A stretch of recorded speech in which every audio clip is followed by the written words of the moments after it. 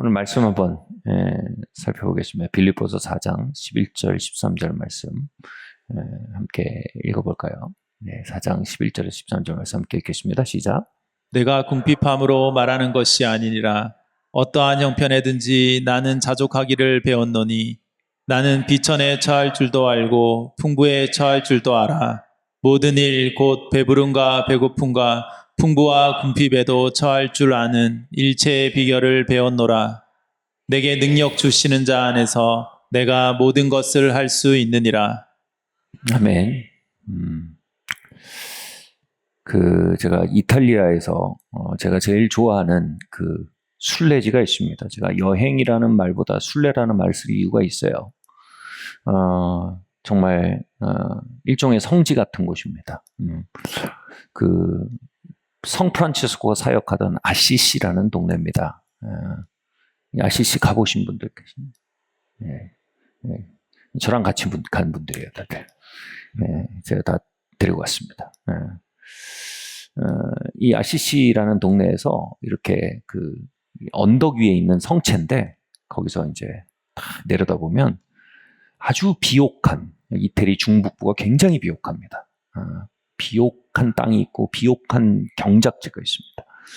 그 비옥한 경작지를 내려다보는 아주 아름다운 성체입니다. 근데 거기가 아름다운 건 경치 때문이 아니에요. 이 성프란체스코는요, 제가 표현한다면 제게 있어서는 이 기쁨의 성인이라고 말하고 싶어요. 기쁨의 성인. 이 성프란체스코의 삶을 보면 주님 안에 있는, 주님의 임재 안에 있는 기쁨에 취했던 사람입니다. 그 기쁨에 사로잡혔던 사람이에요. 그 기쁨에 사로잡혀서요, 그가 세상에서 누리던 기쁨이 다 흑백으로 바뀌는 경험을 합니다. 꽤 비옥한 섬유 가공업자 아버지 밑에서 자랐거든요. 그래서 돈도 많고 사회적으로도 이제 또 이 영향력도 있고 이렇기 때문에 젊은 시절에 온갖 자기가 좋아하는 거 다 합니다. 근데 그 모든 기쁨을 마치 흑백 영화처럼 바꿔버린 총천연색처럼 그를 살아나게 하는 기쁨을 만납니다. 바로 주님을 만나는 기쁨이었어요.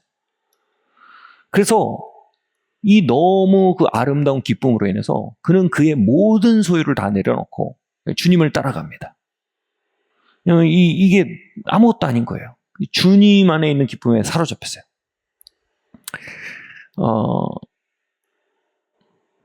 그의 삶을 그냥 겉에서 보면 굉장히 금욕적인 삶으로 보여요. 막 소유를 내려놓고 이 세상의 즐거움을 다 내려놓고 대단히 금욕적으로 보이지만 정말 들여다보면 그는 만족을 포기한 게 아니고 압도적인 만족을 향해서 과감하게 모험해 간 겁니다.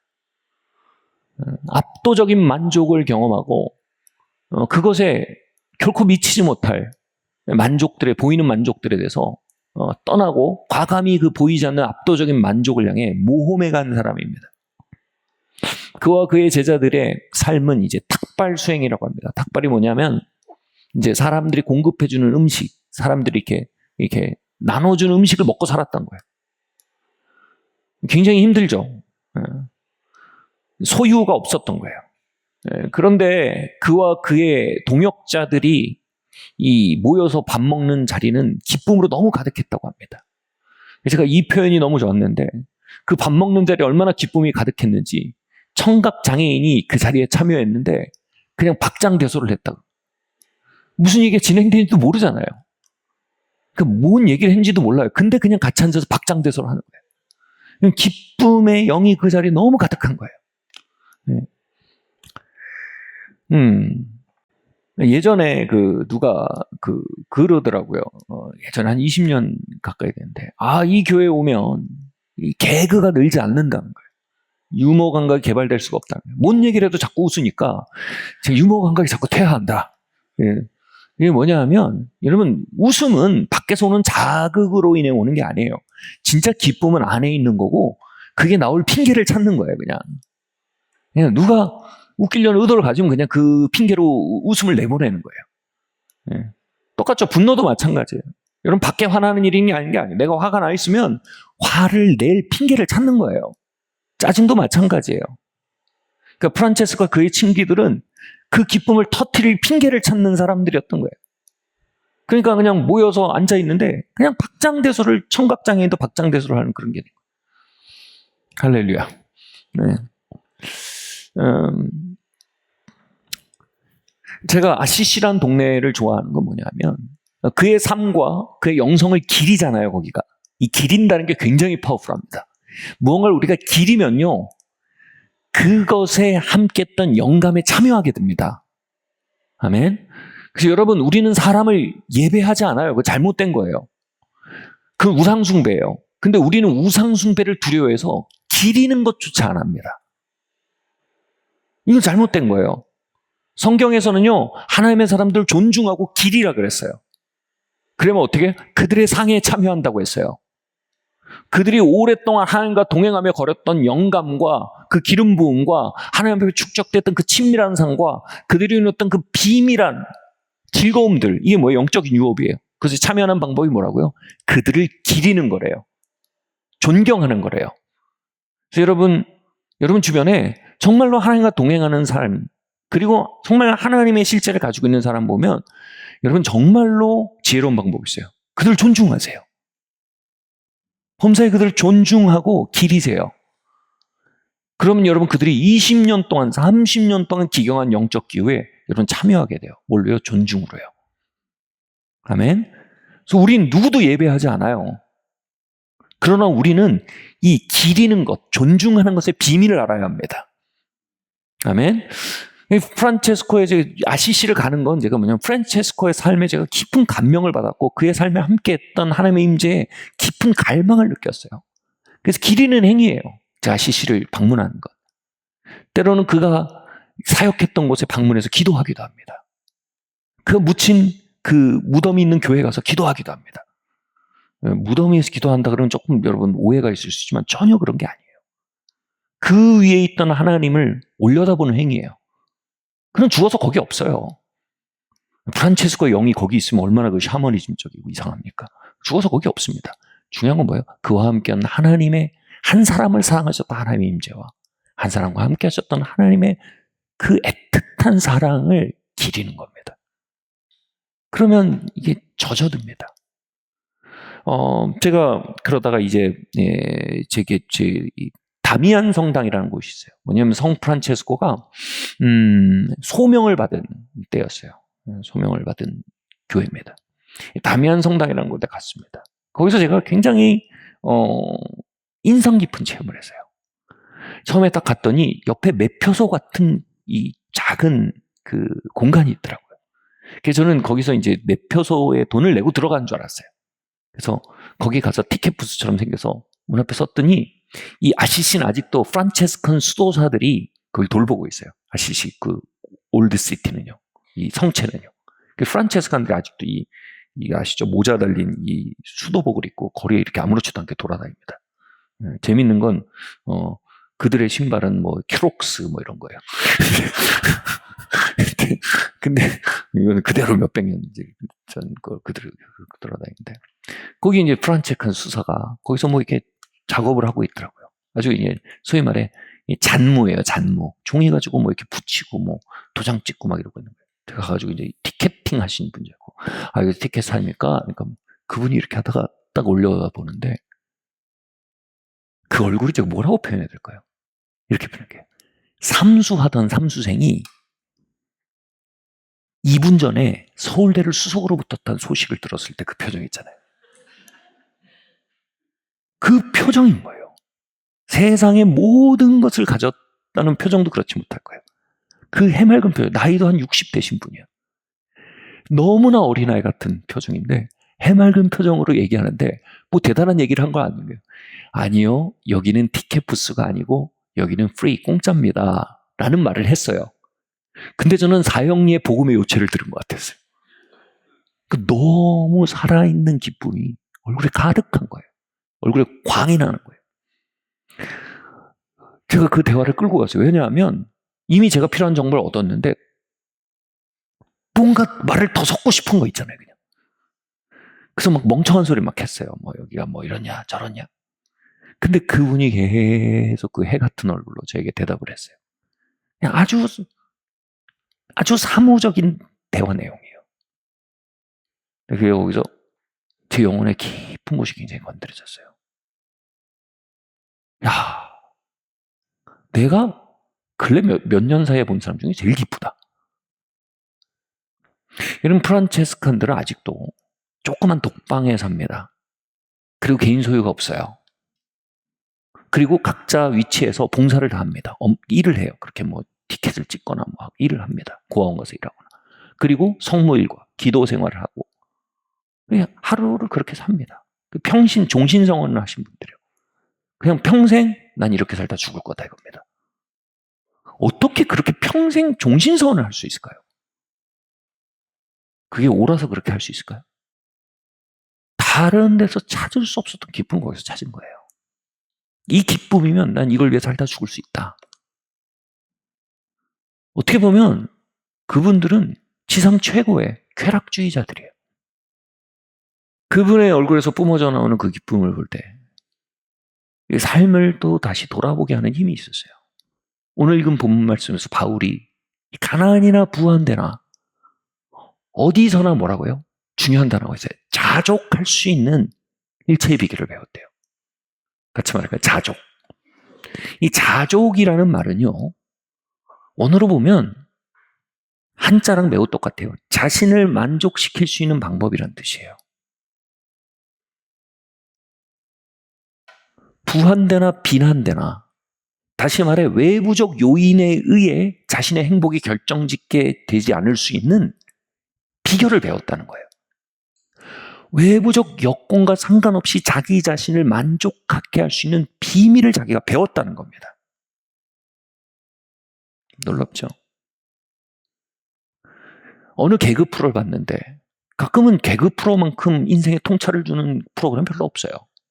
여러분 그거 아세요? 대화가 필요해라는 프로그램 아세요? 굉장히 오래전에 끝난 프로그램인데 거기 아빠와 아이가 대답합니다. 아빠가 물어요. 야, 니는 커서 뭐 할 거고? 아들이 얘기합니다. 저는 커서 중국집 딸과 사장님 딸과 결혼할 겁니다. 왜? 평생 짜장면 먹을 겁니다. 그러니까 아빠가 야 이놈아, 넌 남자놈이 꿈도 없냐? 어떻게 그게 꿈이냐? 그러니까 왜 그러십니까? 저도 꿈이 있습니다. 이게 뭐냐? 저는 영국 영화과 가서 유명한 배우가 될 겁니다. 그래, 야 근데 그건 너무 허무맹랑하지 않냐? 유명해져서 뭐 할 건데? 그 유명해서 뭐 할 건데? 중국집 사장 딸이랑 결혼할 겁니다. 그래서 평생 짜장면 먹을 겁니다. 이게 뭐예요? 자기가 뭐로 인해 기뻐하는지 정확히 안 거예요. 자기가 뭐로 인해 자신을 즐겁게 하는지에 대한 정확한 확신이 있는 거예요. 30년 뒤에도 난 짜장면을 먹으면 행복할 사람이다. 자기의 생김을 아는 거예요. 자기는 짜장면과 함께 하면 끝까지 웃을 수 있는 사람이다. 바로 스스로를 만족해 할 수 있는 능력을 가진 것이 진짜 지혜예요. 스스로를 만족해 할 수 있는 지혜가 없기에 우리는 세상이 우리의 즐거움을 결정하도록 결정권을 넘겨주고 맙니다. 그 아이는 자신의 즐거움을 결정할 수 있는 지혜와 결정권을 가지고 있었어요. 나는 짜장면을 먹으면 즐겁다. 프란체스칸들은 분명한 자기를 즐겁게 하는 방법을 알았어요. 성모일과 정기적인 기도 생활과 하나님들을 가까이 하는 생활과 봉사의 삶과 그리고 하나님과의 진정한 친교와 이웃을 진정으로 섬기는 자리 속에 내 평생을 즐겁게 하는 그 비결이 있다. 바울도 말하는 거예요. 나는 나를 즐겁게 할 수 있는 일체의 비결을 배웠다. 뉴욕 증시가 어떻든지 대한민국의 정책 방향이 어떻든지 경제 사정이 어떻든지 그 어떤 곳에서도 흔들리지 않고 나를 즐겁게 할 수 있는 방법을 알았다. 그 뒤에 나온 말이 뭐예요? 내게 능력 주신 자 안에서 내가 모든 것을 할 수 있다. 저는 성경 전체에서 이 정도 카리스마 넘치는 말을 별로 본 적이 없어요. 내게 능력 주신 자 안에서 내가 모든 것을 할 수 있다. 근데 이 문맥이 뭐예요? 비한데나 분한데나 비난데에서도 나 자신을 즐겁게 할 수 있는 능력에 대해 말하는 거예요. 그 능력을 주시는 분이 누구예요? 예수 그리스도예요.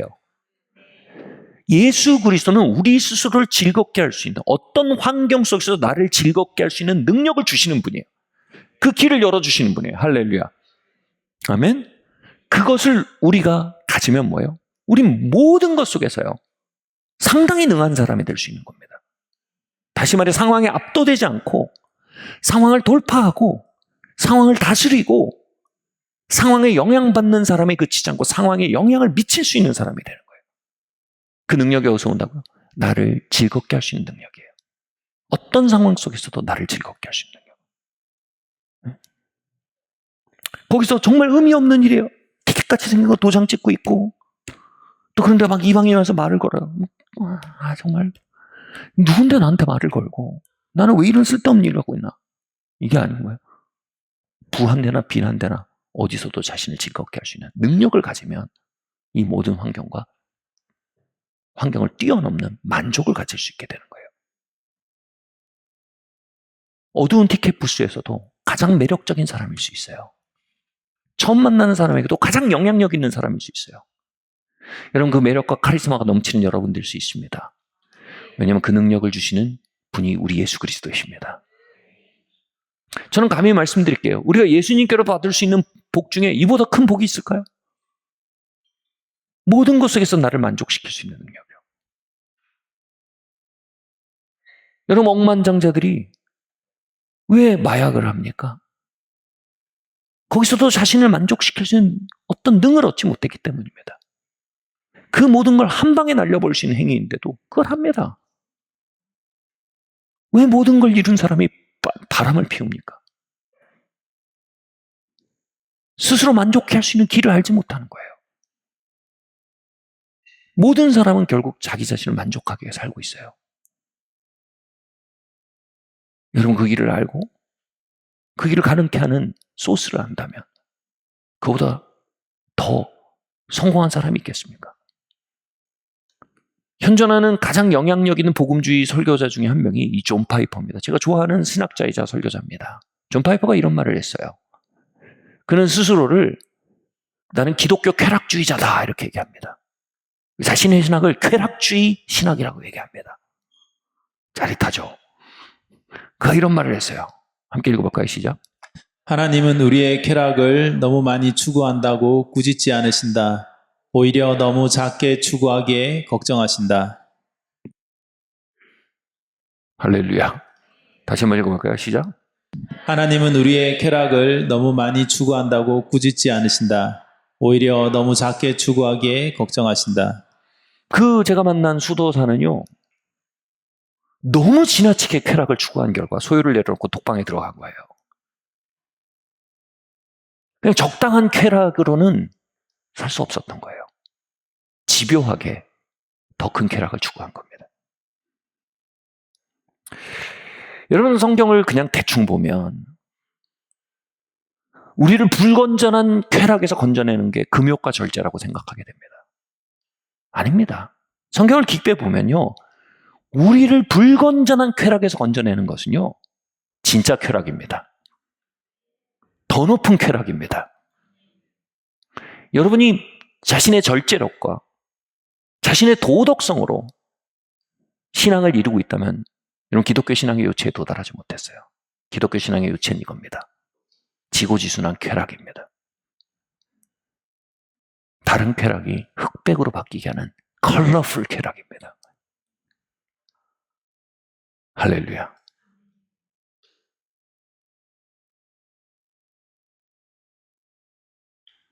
진짜 쾌락의 근원을 찾아 나가는데 기독교 신앙이 있습니다. 여러분, 철학에서요, 인간에게 항구적 쾌락을 주는 걸 진선미라고 합니다. 진선미. 그리고 이 모든 진선미는요, 하나님의 선하심이라는 단어에 태평양에 빠진 몇 컵의 물에 지나지 않아요.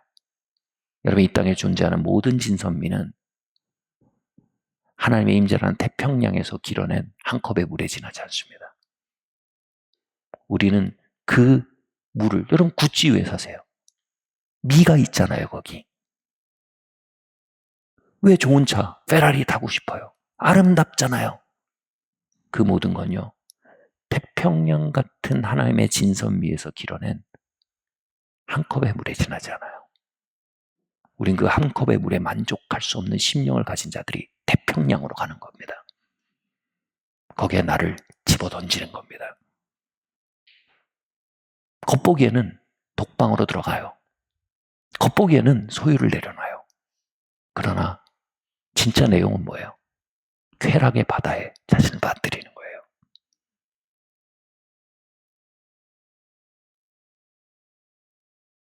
사랑하는 성도 여러분, 나 하고 싶은 대로 하는 사람은 절대로 자기 하고 싶은 거 못합니다. 여러분 정말 가고 싶은 대학이 있는 사람은요, 자기 하고 싶은 것을 내려놓을 줄 알아야 됩니다. 진짜 지고지순의 만족과 지고지순의 충족을 바라는 사람은요, 그것과 싸우는 다른 쾌락들을 쳐내게 됩니다. 왜요? 진짜 쾌락 때문에요. 이게 진짜 쾌락주의자입니다.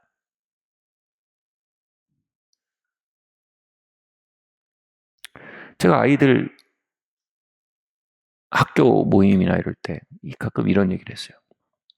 여러분, 저는 여러분에게 보수적인 성을 가리키는 게 아닙니다. 순결은 성의 즐거움을 극대화할 수 있는 유일한 방법입니다. 성은 한 사람에게 헌신될 때 그 본연의 쾌락의 깊이를 드러냅니다. 저는 여러분에게 보수적인 성생활이 아니라 가장 효과적이고 가장 행복한 성생활을 가리키는 겁니다. 가장 행복한 성생활은 순결에 있습니다. 실제로 조사가 그렇게 나와요.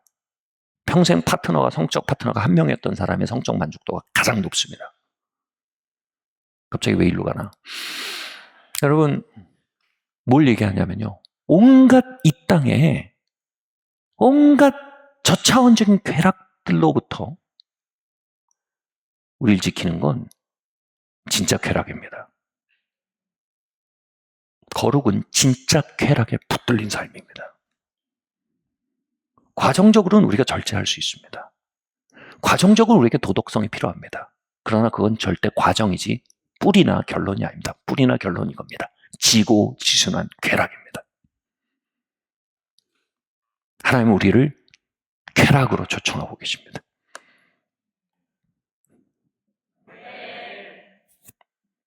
그 바다에 빠지도록 부르십니다. 여러분 진짜 아까 그 개그 프로그램 얘기처럼 결국은 그 짜장면 먹는 거 내가 즐거운 거거든요. 내가 좋은 거거든요. 결국 그게 인생의 본질이라기보다는 인생의 내용이고 내 인생이 추구하는 바임을, 그리고 내가 짜장면을 좋아한다는 걸 안 거, 엄청난 지혜거든요. 근데 우리에게는 종종 그 지혜가 없어요. 정말 우리를 어떻게 즐겁게 만드는지에 대한 알미 없어요. 그래서 말씀드렸듯이 외부 세계가 나를 즐겁게 하는 방법에 대해 결정하도록 결정권을 내줍니다. 그게 뭐예요? 광고입니다. 네가 이 백을 든다면 너는 즐거울 것이다. 그걸 막 그 광고를 계속 보면 그 백을 가지면 즐거워질 것이라는 망상을 갖게 됩니다. 언제까지만 즐거워요? 그 백을 갖기 전까지만 즐겁습니다. 그 백을 가진 다음부터는 호르몬 수치가 계속 떨어져요. 결국 떨어집니다. 가지는 순간에 호르몬이 제일 많이 나오고요. 계속 떨어집니다. 그건 뭐예요? 호르몬을 매니플레이트, 조종한 거예요. 이미지 메이킹을 통해서요. 또 세상이 우리한테 막 주입해요. 너는 이러이러한 위치에 오르면 행복할 것이다. 자신을 행복하게 하는 법을 찾지 못하면 세상이 나를 행복하게 하는 법이라고 규정한 것을 내가 학습하게 됩니다. 어려서부터 계속 그런 얘기만 들으면 내가 그 위치에 오르면 행복할 것 같아요. 언제가 호르몬이 제일 많이 터질까요? 그 위치에 오르기 직전이에요. 그것이 손에 달랑 말아갈 때요. 그때부터는 호르몬이 떨어집니다. 이거 역시 조작이에요. 사사기 9장 말씀 한번 보겠어요. 함께 읽어볼까요? 시작. 감람나무가 그들에게 이르되 내게 있는 나의 기름은 하나님과 사람을 영화롭게 하나니 내가 어찌 그것을 버리고 가서 나무들 위에 우쭐대리요 한지라. 나무들이 또 무화과 나무에게 이르되 너는 와서 우리 위에 왕이 되라 하매 무화과 나무가 그들에게 이르되 나의 단 것과 나의 아름다운 열매를 내가 어찌 버리고 가서 나무들 위에 우쭐대리요 한지라. 나무들이 또 포도나무에게 이르되 너는 와서 우리 위에 왕이 되라 하매 포도나무가 그들에게 이르되 하나님과 사람을 기쁘게 하는 내 포도주를 내가 어찌 버리고 가서 나무들 위에 우쭐대리요 한지라. 이에 모든 나무가 가시나무에게 이르되 너는 와서 우리 위에 왕이 되라 하매 가시나무가 나무들에게 이르되 만일 너희가 참으로 내게 기름을 부어 너희 위에 왕으로 삼겠거든 와서 내 그늘에 피하라. 그리하지 아니하면 불이 가시나무에서 나와서 레바논의 백향목을 사를 것이니라 하였느니라. 아멘. 그래서 나를 즐겁게 하는 법을 아는 것에 굉장히 중요한 힌트를 줍니다. 이렇게 말할게요. 조금 철학적으로 들릴 수 있지만 거룩의 시작은 진짜 즐거움을 아는 데 있다 그랬잖아요. 그 진짜 즐거움을 아는 중요한 힌트는 이겁니다. 내가 어떤 존재인지 알아야 됩니다. 그리고 나를 받아들여야 됩니다. 그리고 그 나를 심리학자들은 실현한다고 합니다. 자기 실현이라고 그러죠. 무슨 말인지 이렇게 설명할게요. 감람나무는 자신이 감람나무임을 알았어요. 사과나무 아니에요. 사과나무가 유행하고 있을 때 자신도 사과를 맺으면 행복해질까라는 외부에서 주입한 정보에 기초하지 않고 자기 자신이 감람나무임을 알았어요. 그리고 자신이 감람나무 기름을 생산하는 것이 자기 자신이 되는 길임을 알았어요.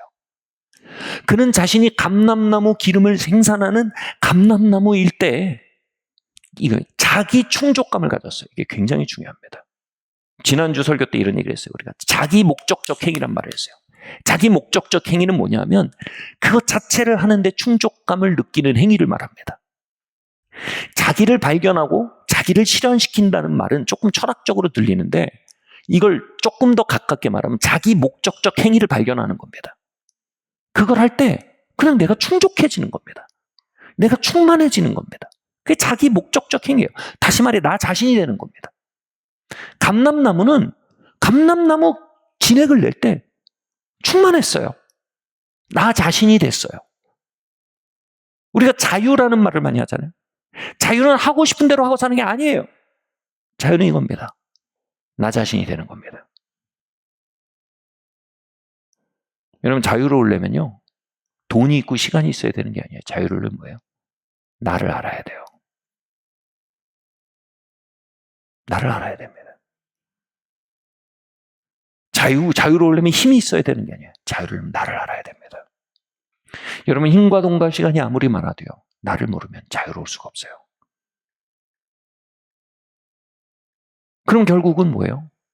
그 명품 회사가 나에게 주입한 그 망상을 이루는 걸 자유라고 생각하는 거예요. 그걸 딱 이뤘을 때 행복해지는 건 그 회사지 내가 아니에요. 난 털린 거예요. 이용당한 거예요. 자기를 아는 사람만 이용당하지 않을 수가 있어요. 자기 삶을 사는 거예요. 이 자기 목적적 행위란 말을 주의를 하는데 조금 더 갈게요. 여러분 삶에서 발견되는 자기 목적적 행위들은 여러분 자신을 발견하는 굉장히 중요한 자리입니다. 아, 나는 이런 사람이구나. 그죠? 여기서 감람나무, 포도나무, 그리고 한 나무가 뭐죠? 무화과나무, 그렇죠. 무화과나무. 이 나무들은요, 자기 자신이 누구인 줄 알고 자기 자신이 되는 것에서 굉장한 충족감을 누렸어요.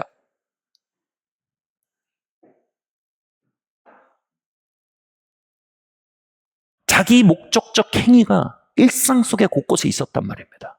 근데 가시나무는 그것과 반하는 동기가 뭐라고 했어요? 외부적 동인이라고 합니다. 외재적 동인. 이거예요. 가시나무는 뭐예요? 다른 사람들 앞에 내 포지션이 어떤지, 다른 사람들이 나를 향한 평판이 무엇인지가 그의 움직이는 동력이었어요. 이걸 읽어보면. 특징이 있어요. 외재적 동의는요, 언제나 자극을 주지만 만족을 주지 못합니다. 이건 성경이 말하는 거기도 하지만 심리학적, 과학적 결과기도 합니다. 외재적 동의는요, 나에게 자극과 흥분을 주지 만족을 주지 못합니다. 만족할 줄 모릅니다.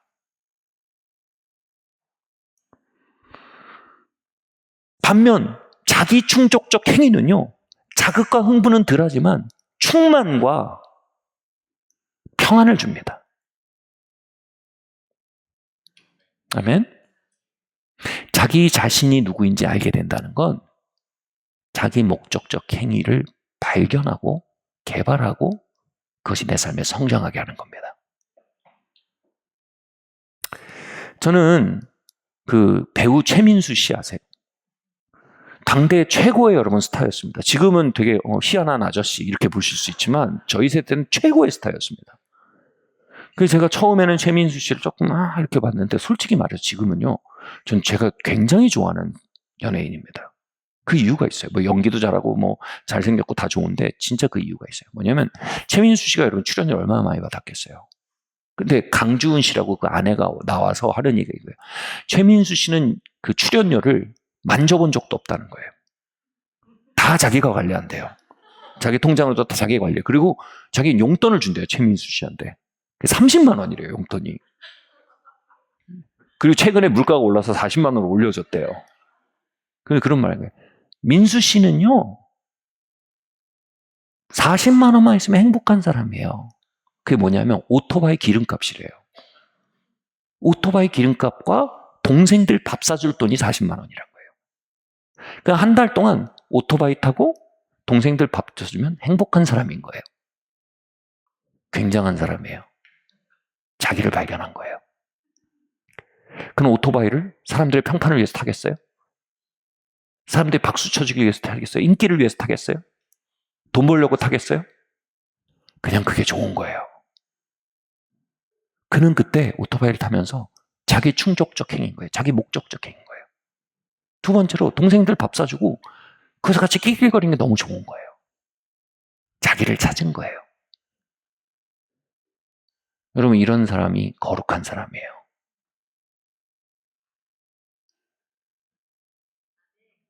저는 그를 흔들 수 있는 게 별로 없어요. 40만 원만 있으면 되는 사람이에요.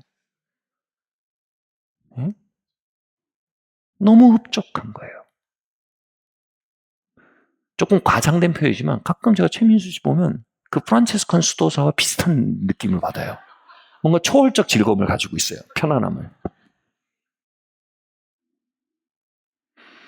제가 말하고 싶은 게 뭐냐면요. 크리스천의 재정 원리라는 책이 있어요. 굉장히 좋은 책이에요. 한번 읽어보세요. 이 책에서 굉장히 중요한 원리가 다친원의 원리라는 게 나옵니다. 이 다친원리의 의미가 이거예요.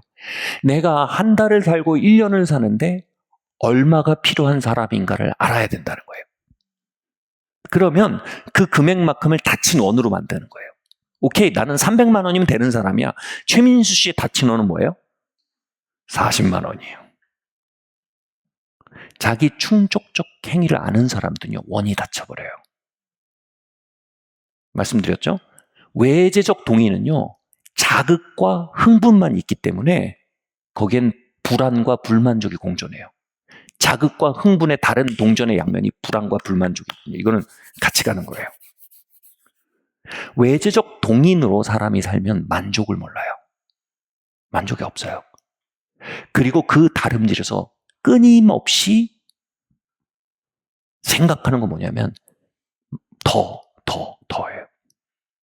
다친원이 없어요. 더 가면 흡족할 거다. 더 가면 편안할 거다. 더 가면 불안하지 않을 거다. 근데 가면 갈수록 불안한 사이클은 더 커지고 더 이 자극 중독의 사이클이 더 강해지는 거예요. 이걸 끊을 수 있는 건 뭐래요? 자기 충족적 행위들을 발견해가는 거예요. 스스로 충만할 수 있는 시간들이요. 스스로 가득할 수 있는 시간들이요. 그럼 원이 닫혀요. 오마의 현인이라 그러죠. 워런 버핏. 여러분 세계 2위 부자였어요. 오랫동안. 투자자 중에 최고의 투자자입니다. 이 워렌 버핏의 삶을 보면 자기 충족적 행위가 뭔지 보여주고 그로 인한 다친 원이 뭔지 보여줍니다. 그가 젊었을 때 산 집이 5만 불을 주고 샀대요. 지금 우리나라로 치면 5천만 원, 8천만 원 정도 되는데 5만 불 주고 산 집에 지금도 살아요. 그리고 그는 하루에 70%를 독서하고 연구하는 데 시간을 씁니다. 몰입의 즐거움이에요. 왜냐하면 자기는 그런 사람이에요. 자기는 독서하고 연구하고 회사의 밸류를 분석하는 데서 그냥 충만한 사람이에요. 그게 너무 좋은 거예요. 두 번째로 그가 진짜 좋아하는 음식이 뭐냐면 햄버거예요. 햄버거. 햄버거랑 콜라 먹으면 너무 좋아요. 그리고 하루에 70%책 읽고 그게 너무 좋아요. 그리고 그 5만 불짜리 집, 자기는 그게 너무 좋은 거예요. 자기는 그 집이 너무 좋아요. 세계 2위 부자다라는 타이틀 몰라요. I don't care. 세계 2위 부자가 된 만큼 어마어마한 재정이 들어왔어요. 그것도 I don't care. 그건 자신이 즐거움을 길어낸 것이 아니에요. 그건 자기 충족적 즐거움 안에 살아가다 온 부산물이에요. 그의 놀라운 결정이 있어요. 자신의 재정을 자녀들에게 물려주지 않기로 결정했어요. 정말 냉정하고 무정한 아버지 같잖아요. 그 뭐예요? 자식들에게 가장 좋은 걸 물려주고 싶은 거예요. 뭐냐면 외재적 동인에서 기쁨을 길어내는 삶에서 그들을 건져내고 싶은 거예요.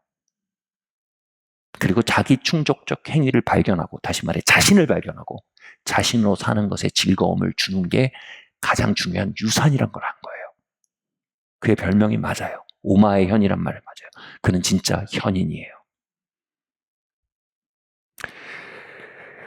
여러분, 예수 그리스도의 임재의 다른 표현을 잠언에서는 지혜라고 합니다. 우린 오마의 현인이 그 옷자락을 잡았던 지혜의 본체를 잡을 수 있는 사람입니다. 아멘. 이렇게 자기 충족적 행위를 통해서 다친 원을 가지게 된 사람, 이 사람은 뭐라 그래요? 거룩하다고 합니다. 세상에선 건강하다고 합니다. 다른 말로 자족했다고 합니다. 자족한 법을 아는 사람을 이렇게 말할게요. 하나님이 신뢰할 수 있는 사람입니다. 여러분, 크리스찬의 재정 원칙에서 다친 원이 없으면 하나님은 재정을 신뢰하지 못하십니다. 왜일까요? 최민수 씨는 재정을 신뢰할 수 있는, 이런 말이 있어요. 프란체스칸 얘기했는데 이런 속설이 있어요. 아무도 프란체스칸 수도회가 가진 재정의 양을 측정할 수가 없다. 이 말은 뭐예요? 이 사람들은요, 외재적 동인에서 스스로의 즐거움을 길어내지 않고 자기 충족적 행위에서 스스로를 즐겁게 하는데 박사들이에요. 기쁨의 현인들이에요. 그러니까 세상의 모든 독지가들이 재정을 어디다 기부할까 하면 다 프란체스칸한테 기부하는 거예요. 왜냐면 이 사람들의 원은 닫혀 있어요. 이 사람은 독방에서 성무일과를 행하며 봉사하며 그리고 생활의 용돈만 받아요. 거기서 행복할 줄 아는 사람들이에요. 그들은 큰 재정을 신뢰할 수 있는 사람들이 돼요. 이런 말이 있죠. 이런 말, 고양이에게 생선 맡기기란 말이 있죠. 고양이는 생선에 대해서 끊임없는 갈망을 가지고 있어요. 그 갈망을 가진 고양이에게 생선을 맡길 수는 없는 거예요. 외재적 동인에 대해서 갈망이 내려지는 건 금욕과 절제로 내려지지 않아요.